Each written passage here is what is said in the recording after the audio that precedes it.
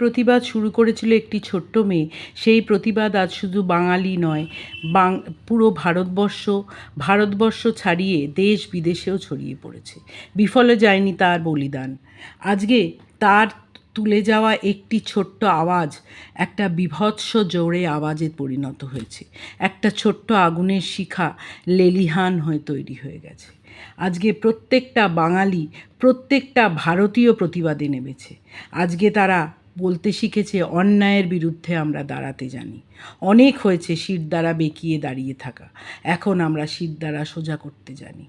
তার সাথে যুক্ত হয়েছে শিক্ষিত বুদ্ধিজীবী সমাজ, যারা আগে এতটা এইভাবে এগিয়ে আসেনি।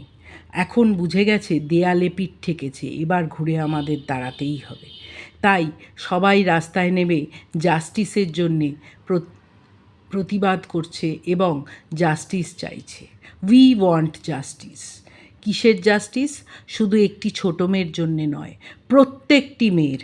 যে সকল মেয়েরা কিংবা ছেলেরাও রাস্তায় স্বাধীনভাবে বেরোতে ভয় পায়, যারা বেরোচ্ছে হয়তো বাড়ি ফেরার আগে ভাববে সুস্থভাবে ফিরতে পারবো তো, সেই সকল মেয়েদের মন থেকে এই ধারণাকে তুলে দেওয়ার জন্যে জাস্টিস।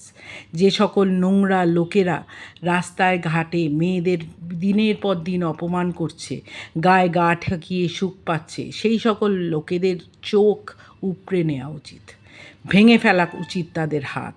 যে সকল কাকু জেঠু তাদের পাড়ার কিংবা বাড়ির ছোট বাচ্চাদের আদর করার নামে তাদের ধর্ষণ করছে প্রতিনিয়ত, সেই সকল লোকদের রাস্তায় দাঁড় করিয়ে চাবুকের বাড়ি মারা উচিত। প্রতিবাদ শুধু আমার নয়, এ প্রতিবাদ আমার মতো হাজার হাজার লাখ লাখ মহিলাদের, মেয়েদের, যারা রাস্তায় একা বেরোতে ভয় পায়, রাতে একা ফিরতে ভয় পায়।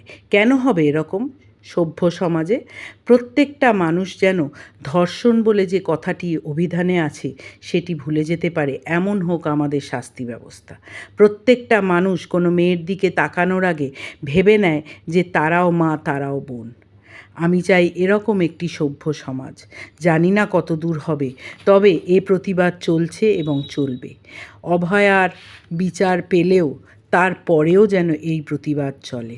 প্রত্যেকটা মানুষ যেন মনে রাখে, মেয়েরাও একদিন জেগে উঠেছিল, এখনও তারা জেগে আছে। তারা মা, তারা বোন, তারা বন্ধু।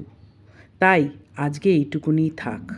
ভালো লাগলে অবশ্যই সাবস্ক্রাইব করবেন।